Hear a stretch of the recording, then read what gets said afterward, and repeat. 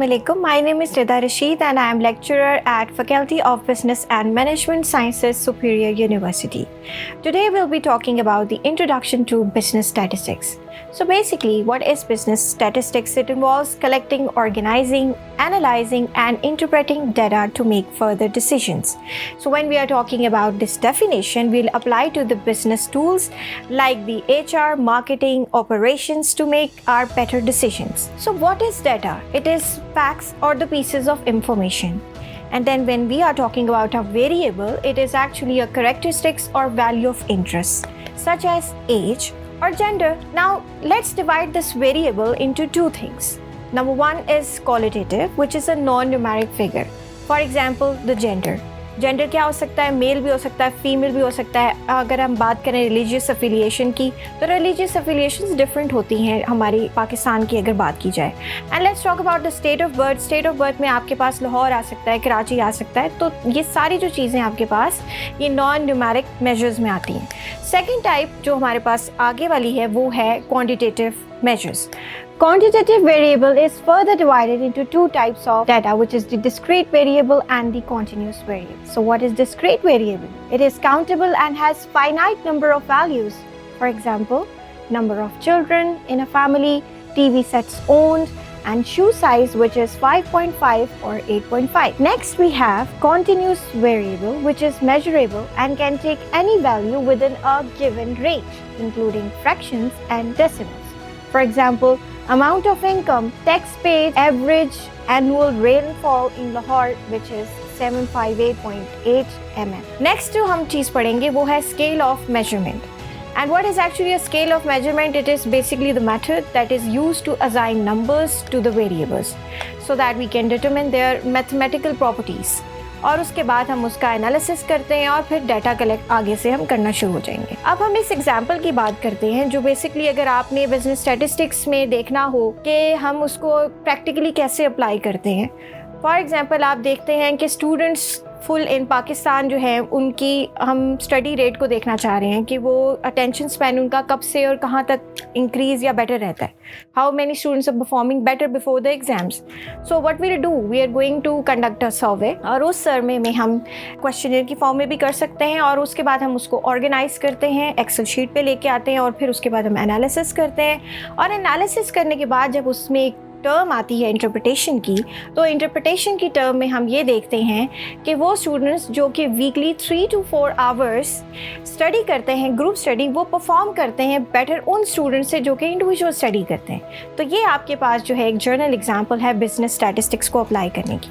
अब हम देखते हैं लेवल्स ऑफ मेजरमेंट्स के कितने स्केल्स हैं हमारे पास. सो बेसिकली हमारे पास 4 स्केल्स हैं.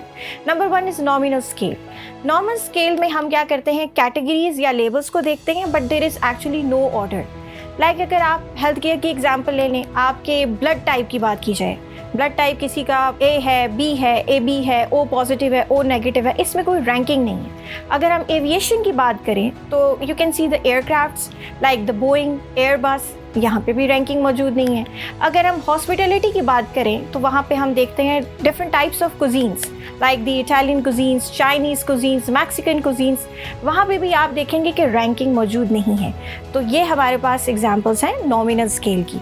उसके बाद हम बात करते हैं ऑर्डिनल स्केल की. ऑर्डिनल स्केल्स में हम डाटा को रैंक करते हैं ऑर्डर में but the difference between the ranks are not equal.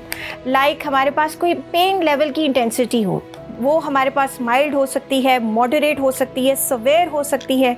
अगर हम एविएशन के पर्सपेक्टिव से देखें, look at the passenger satisfaction. Passenger satisfaction हमारे पास पुअर हो सकती है, फेयर हो सकती है, गुड हो सकती है, एक्सीलेंट. तो हम उसमें हम रैंकिंग करना शुरू कर देते हैं. And talking about the hospitality sector, उसमें हम होटल्स की स्टार रेटिंग को देखते हैं like 1 star hotels, 2 star hotels, 3 stars hotels, 4 star, 5 star. तो ये हमारे पास रैंकिंग आ जाती है. Now let's look at the interval scale. Interval scale में हमारे पास जो है एब्सोल्यूट ज़ीरो की जो पोजीशन है वो मेंटेन होगी और इक्वल डिस्टेंस होगा बिटवीन द इंटरवल्स. लाइक हमारे पास टेम्परेचर है सेल्सियस डिग्रीज में या फ़ारेनहाइट्स में. क्या 0 डिग्री टेम्परेचर का मतलब ये होता है कि टेम्परेचर एग्जिस्ट करता है या नहीं करता? The temperature does exist. तो इसका मतलब है कि 0 की आर्बिट्री वैल्यू जो है वो मौजूद नहीं होती। So when we are going towards the next scale which is the ratio scale में हमारे पास इक्वल इंटरवल्स होंगे but a true meaningful zero exist. Like हमारे पास पेशेंट का वेट देखा जाए अगर हेल्थ केयर में, तो if it is 0 kg that means that zero has that value.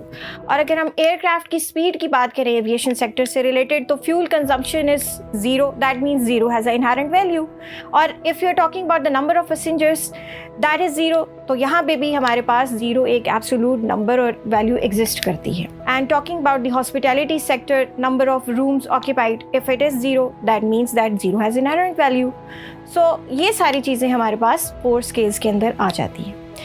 So next we are going to talk about is the difference between a population and sample. What is actually a population? It is basically the entire complete group of individuals, objects or events that a researcher wants to study. While considering about a sample, it's a smaller manageable subset of that population from which data is actually collected. Pakistan में इस time हमारा जो youth है कितने % जो है वो universities में अभी जा रहे हैं पढ़ने के लिए, तो ये जो हमारे पास पूरा एक डाटा कंप्लीट होगा वो पॉपुलेशन कहलाएगी।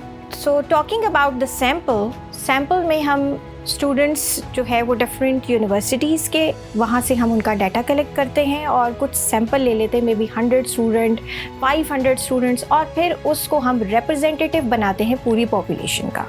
सो बेसिकली ये हमारे पास डिफरेंस आता है पॉपुलेशन और सैम्पल का। So we are going towards the next topic which is the difference between a descriptive statistics and inferential statistics. What is actually descriptive statistics? It's the process of organising, summarising and presenting data in an informative way. यहाँ पे जो हमारा focus होगा वो होगा describing the visible characteristics of a data sets, a population और a sample. For example, average age of students at college is 19. So the process of making decisions or predictions about that population based on that sample of that population is different. और ये चीज़ जो है हमारे पास क्या कहलाएगी? Inferential statistics, जिसमें हमारा जो major focus है वो होगा in making the predictions or generalizations about a larger data set which is based on the sample of that data.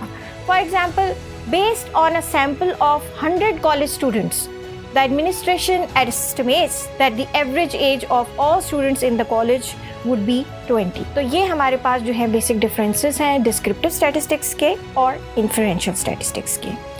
Now let's move towards the collection of the data, जिसमें हमारे पास 2 तरह के datas होते हैं, एक है प्राइमरी डाटा और दूसरा है secondary data. Now what is primary data?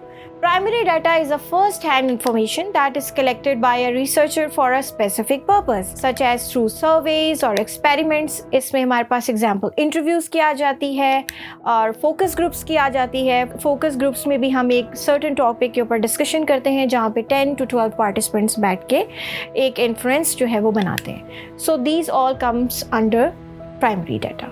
फिर उसके बाद हमारे पास आता है secondary data. Secondary data is a pre existing information that is gathered by someone else for their own purpose, such as in books और government reports, and that is being used by the new researcher.